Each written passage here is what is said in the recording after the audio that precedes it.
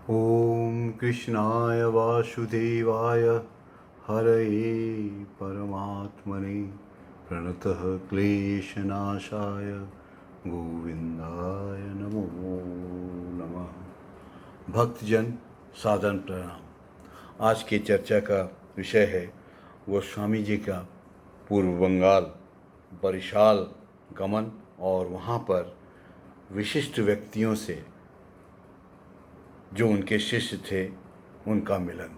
उनमें से एक बहुत ही प्रसिद्ध सिद्ध शिष्य थे श्री अश्वनी कुमार दत्त, और इनका नाम इतिहास में अमर था। बरिशाल में गोसाई जी जाकर श्री अश्वनी कुमार दत्त से मिले।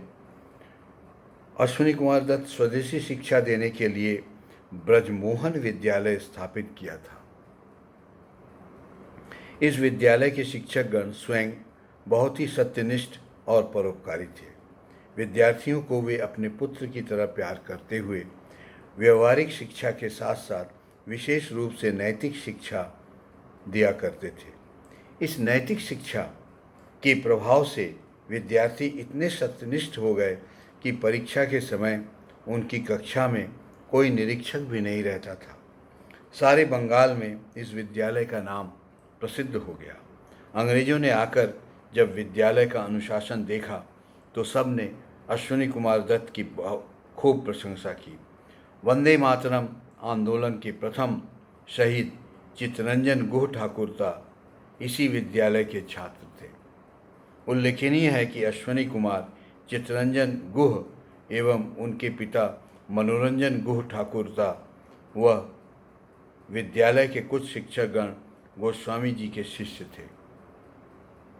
भारतवर्ष के स्वाधीनता आंदोलन में बंगाल के इन लोगों का नाम अमर है। गोस्वामी के निर्देश पर इन लोगों ने मातृभूमि की सेवा में अपना जीवन न्यौछावर कर दिया था। इस प्रसंग में मनोरंजन गुह ठाकुरता की पत्नी श्रीमती मनोरमा देवी का उल्लेख यहाँ किया जा रहा है। मनोरमा देवी ने विवाह के कुछ दिनों बाद गोस्वामी जी से दीक्षा प्राप्त की थी। जिस समय उन्होंने दीक्षा मंत्र सुना उसी समय नाम में मग्न हो गईं। सभी लोग दीक्षा के बाद घर से चले गए, पर मनोरमा देवी का ध्यान नहीं टूटा। बाद में जब दो महिलाएं उन्हें उठाकर अन्यत्र ले गईं तब पता चला कि वे समाधिस्थ हो गई थीं। थोड़ी देर बाद हरिनाम श्रवण के बाद वे स्वाभाविक अवस्था में आ गई। दीक्षा प्राप्ति के दूसरे दिन अपने घर में वह आसन पर बैठी तो लगातार 6 घंटे तक समाधिस्थ रही। बाद में उन्होंने कहा, ऐसा लगा मानो कि मैं कुछ ही देर बैठी थी। इसके बाद वे जब भी आसन में नाम जप हेतु बैठती तभी वे समाधिस्थ हो जाती थी। एक साधारण गृहस्थ बहू की यह अवस्था देखकर सबको विस्मय होता था। उनके संबंध में गोस्वामी जी कहते थे, एक कुलवधू सांसारिक धर्म कर्म का पालन करते हुए भी किस प्रकार धर्म लाभ कर सकती है, मनोरमा देवी इसका दृष्टांत है। पृथ्वी पर करोड़ों लोगों में किसी किसी को ऐसा जन्म प्राप्त होता है। कोटि ते गुटी, ये गोस्वामी जी ने कहा था। करोड़ों में एक कोई निकलता है जो इस तरह का अवस्था प्राप्त कर लेता है।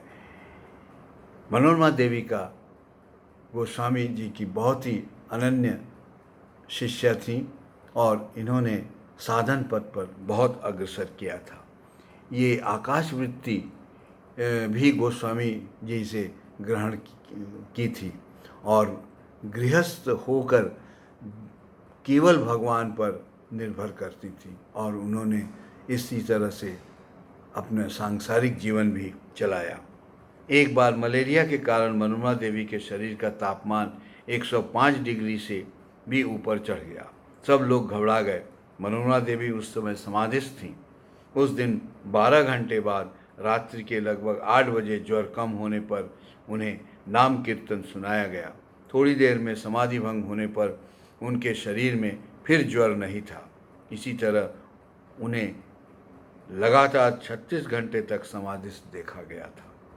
यह बहुत ही विरल है 36 घंटे तक समाधि अवस्था में नाम जप करना।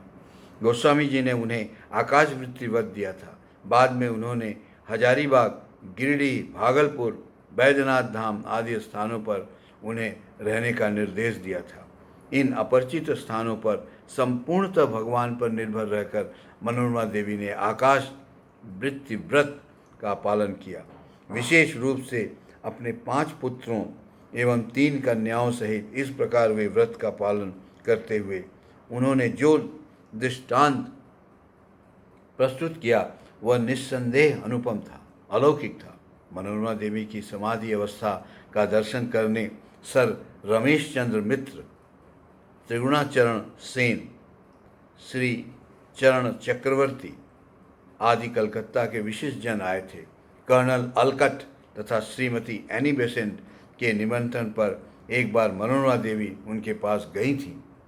मनोरमा देवी से चर्चा पर श्रीमती एनी बेसेंट काफ़ी प्रभावित हुई थी। बरिशाल के बानरीपाड़ा नामक स्थान के नारायण घोष अच्छे संपन्न व्यक्ति थे। उनका पुत्र नरेंद्र बाल्यावस्था से बहुत धार्मिक था। विद्यालय में पढ़ते समय उसने गोस्वामी जी से दीक्षा प्राप्त की थी। दीक्षा प्राप्ति के बाद उनके पिता एवं स्वयं परिजनों ने उस पर खूब अत्याचार किया। एक दिन उन्होंने पूजा के लिए रखा गया गोस्वामी जी का चित्र तोड़कर फेंक दिया। इस घटना से बालक नरेंद्र व्याकुल भाव से प्रार्थना करने लगा, मेरा इस स्थान से उद्धार करो। बालक की करुण प्रार्थना कुछ ही दिनों में पूर्ण हुई। बानरीपाड़ा से जब नरेंद्र वारिशाल में पढ़ने के लिए आया तब अचानक विसूचिका रोग से उसका देहांत हो गया। जिस दिन उसने बरिशाल में शरीर छोड़ा था उस दिन बानरीपाड़ा में उसके घर पर रक्त वृष्टि हुई। इससे सब घबरा गए। उसी समय समाचार प्राप्त हुआ कि नरेंद्र ने देह त्याग दी है। शोकग्रस्त पिता समझ गए कि नरेंद्र पर मानसिक एवं शारीरिक अत्याचार से यह विपदा आई है। उन्होंने गोस्वामी जी को पत्र लिखा, आपकी निंदा कर हमने घोर अपराध किया है, आप हमें क्षमा करें। आपकी महिमा हमें समझ नहीं आई थी।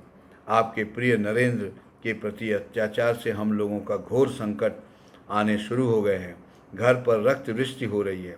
नरेंद्र हम लोगों को छोड़कर चला गया है।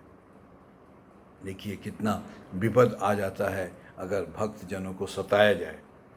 आपने अब उसे अपने ही पास रखा है। हम लोग काफ़ी शोकग्रस्त हो गए हैं। हमारा दृढ़ विश्वास है कि आप चाहे तो नरेंद्र का दर्शन करा सकते हैं। इस कारण आपसे हमारी विनती है कि एक बार नरेंद्र को दिखलाकर हमारा दुख दूर करें।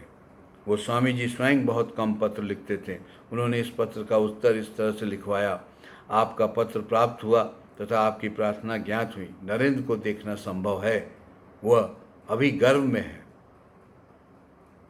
नरेंद्र को देखना संभव है, वह अभी गर्भ में है।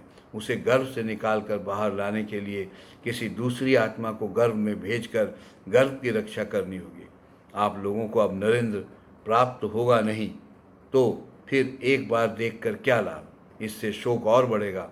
आप लोग शोक दूर करने की चेष्टा करिए और नरेंद्र को देखने की इच्छा त्याग दीजिए। इस तरह से गोस्वामी जी ने मना कर दिया और जो दुखी पिता फिर वापस लौट गए।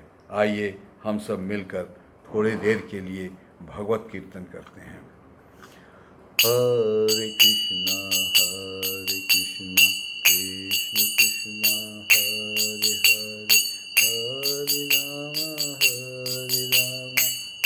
राम राम हरे हरे, हरे कृष्णा कृष्ण कृष्ण हरे हरे, हरे राम राम हरे हरे।